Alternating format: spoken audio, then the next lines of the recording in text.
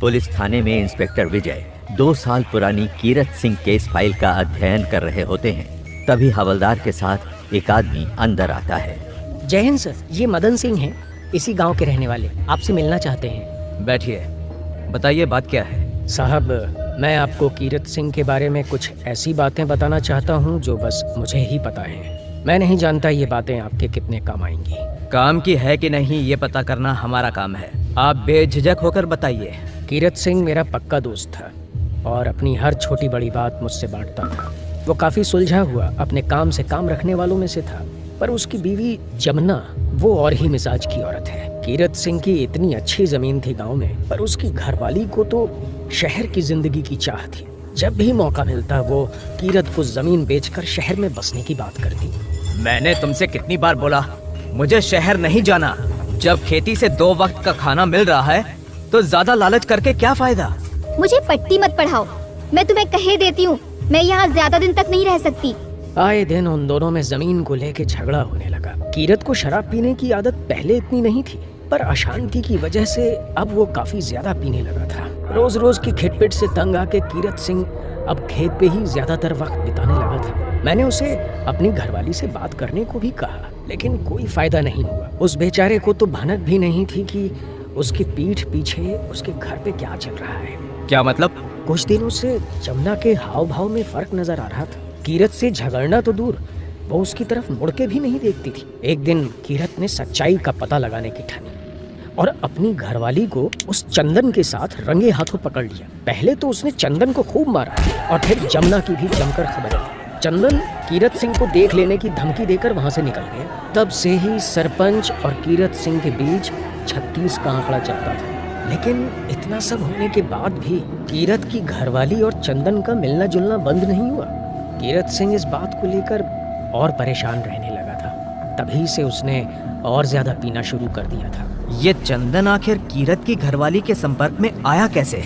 ये सब उस मुई जमीन के कारण। चंदन कीरत सिंह के घर आया था जमीन को खरीदने की बात करने, लेकिन कीरत ने साफ मना कर दिया।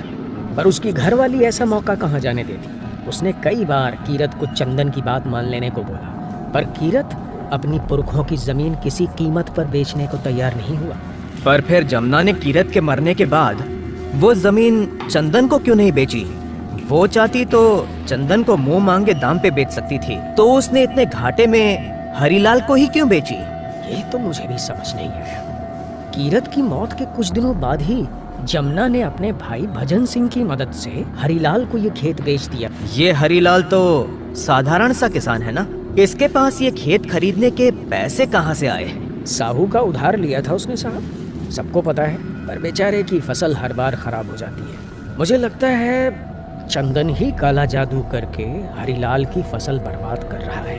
वरना आप ही बताइए साहब, इतनी अच्छी फसल यूं रातों रात भला बर्बाद होती है? उसकी कोई तांत्रिकों से पहचान भी है। ये सब तंत्र मंत्र टोना टोटका का ही असर लगता है। इस बात ने तो हमें भी चक्कर में डाल रखा है। यदि इन बातों का इस केस से कोई ताल्लुक है तो हम इस रहस्य को भी सुलझा लेंगे। तभी एक हवलदार उनके केबिन में आता है। सर, हरीलाल के बताए अनुसार स्केच तैयार हो गया है। क्या तुमने इस औरत को कभी देखा है? कुछ जानते हो इसके बारे में?